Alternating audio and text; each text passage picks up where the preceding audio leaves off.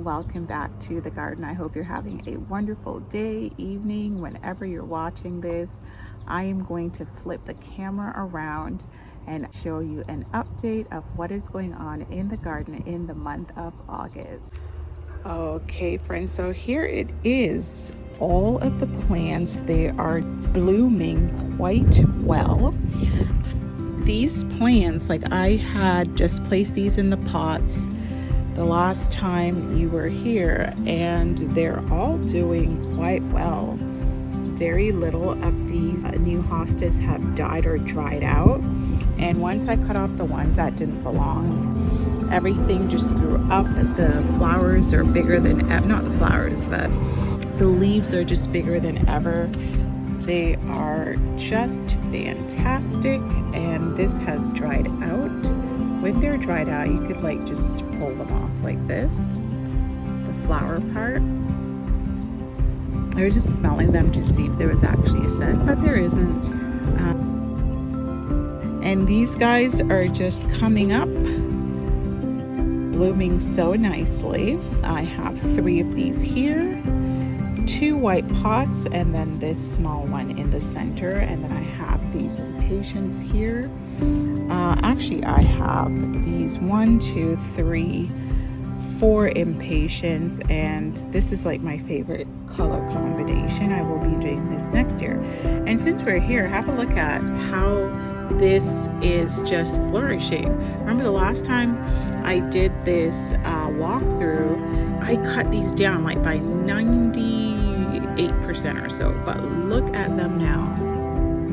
Wow, look at these leaves. They are just blooming nicely. This one gets more sun and it doesn't do as well as that one, and neither do these impatiens. They don't do as well as the, let me just back out here, as the ones that get less sunlight. So clearly hydrangeas and impatiens don't like too much sun. They do better in less sun. So that's what's going on here in my little hosta spot, hosta lane. And then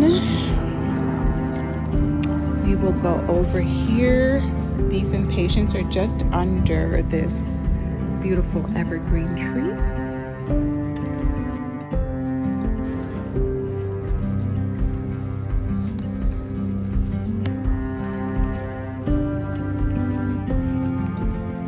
The raspberries, I had so many of them in the month of July. So now it's actually time for the blackberries. Blackberries in particular, they do much better in ground than in pots. Like this pot is a pretty large pot. I bought some of my Japanese maple trees in this pot actually from my other house, and I mean this is a pretty big pot, and I don't think they're coming along as well as I expected them to, but nevertheless they're still up and doing their thing. And the wildflowers, they actually grow really tall, these wildflowers. This brand, particular brand, is from the Dollar Tree. Either the Dollarama, which we have in Canada, or the Dollar Tree, which most of you in the United States, that's where your store originated. So yeah, it's one of those stores, but they grow up quite tall, these wildflowers. And let's look at a close-up. Look at this. Oh, it really is beautiful. So right here, you see this rip. It's because a Japanese beetle was on there. I had to take it off. And these guys, I planted out 1, 2 tomatoes. I planted them out, I feel like it was like a week or 2 ago, and look how well they're doing in there. And then I have the cucumbers, and I just planted these as well, and they seem to be enjoying the sunshine. Then I have my cabbage. Oh, it's so cute. It's like a little baby's head. It's just so adorable. And something ate, oh boy, whoops, my fingers there. Something ate that one and that one, but they left this one here. So at least they were willing to share. I actually just harvested some of these Swiss chard. So if you're looking to plant some vegetables that will last all spring and summer, Swiss chards is the way to go, and they taste really delicious. And over here we have a wasp. Let's see if I could zoom. Okay, no, he's gone. But yeah, Swiss chards are so delicious. I had some yesterday, and actually no, I didn't have it yesterday. I had corn because I didn't feel like washing and chopping it up, but I'll let you see the mini harvest I got. And then, oh boy, it's getting hot, friends. It's getting hot. So these sunflower plants, they're getting so tall. So very tall. Let me show you guys. Yeah, it's definitely now officially taller than the fence. This one over here. And this is the wildflowers. They're really pretty. And then here are these I planted from May. They take forever to come up. So planting peppers from seed, wow, takes a long time to come up.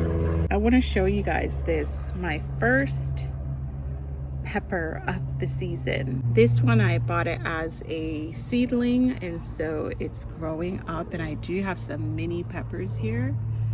It's gonna come out soon.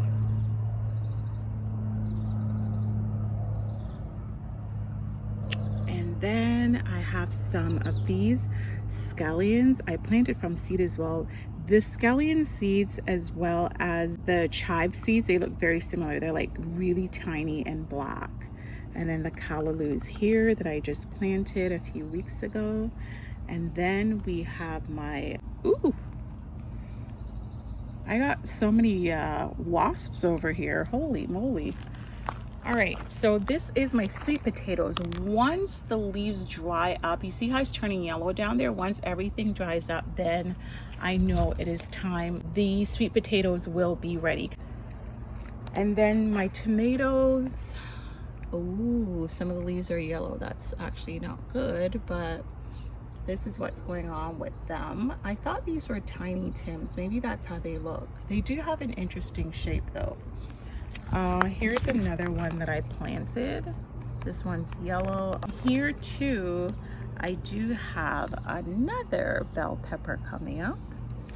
So that's good news. Another bell pepper. And you guys, I had no idea. I had no idea this cabbage would do this well. Wow. Oh, there's a wasp. Ooh, look at this ball of water. Do you guys see that? Is that water? Isn't that cool? Holy moly. It looks jelly-like. I want to touch it. But I don't. Because if it's jelly, I just don't want to feel it. But look at that. This cabbage is gorgeous, gorgeous, honey. And then I actually planted these because I had no more space. So I was just like, this looks like a good spot. And I just plugged it in the ground, and look, it's doing so well now. More Swiss chards. I harvested some of that too. My blueberry never gives me blueberries. Why do I even bother? But yeah, that is what is going on. And I actually planted some cabbages at the back fence as well. And it's interesting to observe. This one is just starting to form something there in the center. This one has already started to, like, it has more leaves, it's bigger and fuller. It's the biggest one here. And the other two are kind of struggling to do their thing. And then there's this one here. I don't know if it gets the least amount of water. And then we come along here, and my hosta's right there. Let me step back to give you guys a view. So the hosta's there, and then I have my evergreen trees. I have 5 of them here, and then here I have 3 of these burning bush plants. These are supposed to grow to be about 6 feet tall. And then I have the 2 circular herbivores. Actually, in here, I also have a really nice hosta plant. Let's take this up. Yeah. I didn't realize that this raspberry bush was going to take up all this space. So it's not covering it. So I gotta wait to move the hosta plant because there's no need. Actually, these raspberries I did not plant. It came over from my neighbor's yard, and the raspberries are quite tiny. I don't know if they're wild raspberries or what, but they're quite tiny.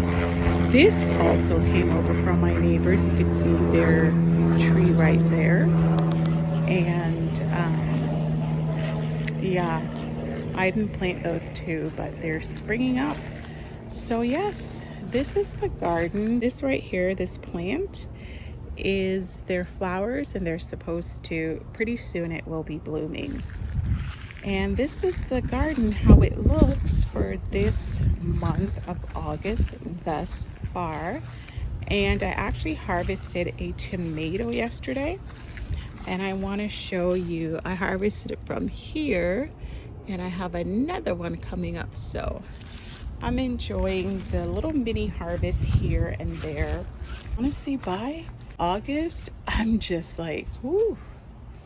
I'm actually doing a really good job because I usually have just had it and I'm like, it's too hot and everything's overgrown. But I've been trying to come up here and just weed everything out little by little. I will take you up to the deck, and then you will see that I have plenty of flowers. But now I believe one has to be male, one has to be female, but I really believe that pollination will do its thing. I got lots of wasps and bees here. And these are how the plants on the deck are coming along. And yeah, it's a good year so far. Oh, look, you guys, hold on. Raspberry. Oh, I love the best little unexpected treasures. I had one yesterday. Not raspberry, strawberry. Oh, I had one yesterday. Why isn't this coming off? Great, I feel the juices on my hand. What? I was trying to be extra careful, but here it is. Any more you'd like to share? So I'm going to show my little harvest here of Swiss chards to you guys. Here it is, friends. I soak them for just 10 minutes, sometimes a couple hours. When I do pick them, I check to see if any bugs are on there, so that will minimize the amount of time I have to keep them soaked. But there isn't really much coming off. There are no bugs. And yeah, I am going to enjoy. So that is it for me. Thank you for taking this journey with me, and I'll see you soon.